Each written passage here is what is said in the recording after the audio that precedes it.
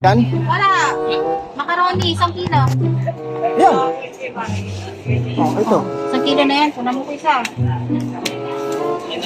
Alaska Impact, 2. Yan muna. Yung mga kaya, yung mga madali lang. Hindi yung kung ano yung hindi mo alam eh.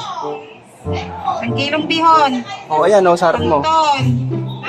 Spaghetti. Spaghetti. Noodles. Ilan? Isa.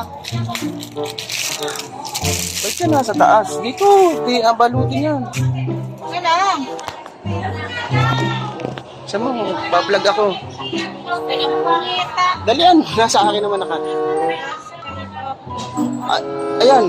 Paminta powder, 1 quart. Ano pa?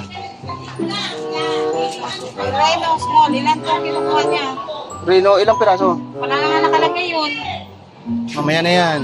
Magic sarap. Ilan? Walang nakalagay? Wala rin nakalagay yun. Sili-sigang, wala rin nakalagay. Sandakot. Iyati dyan mo yan. Asin, 1 kilo. Maalat to ha. Baka sabihin ni matamis. Kulang mo, di ba?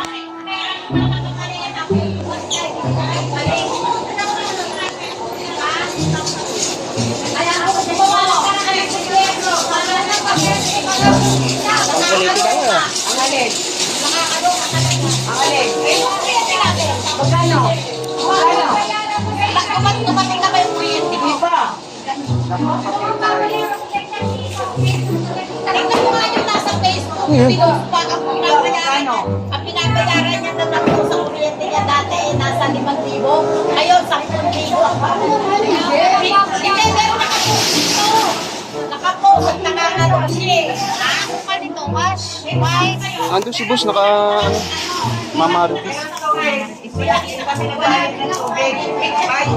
Ano ba yan? Nagkakagulo. Nagkakagulo po sa bayarin sa kuryente mga kawitweb dito sa loob ng Central Market. Ayan, comment nyo na lang dyan kung ano mga binabayaran nyo dito. Kalahati na ba to? Oh, 2 balot.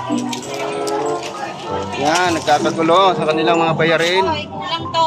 Dagdagan mo to. Pwede na yan, isang bag. Ay, wala nga eh. Ay, balot-balot. 2 balot na ilagay mo. Alright. Ayun sila ang silip natin. Grabe. Excellent. May nakalagay mo. Kaya naman yung sa dito, 3 lang kami lagayan ko lang pa. Hindi! Wala. Tingnan mo yung pinakababa doon. Dadaling ko. Tingnan mo kung magkano. Bigla naman na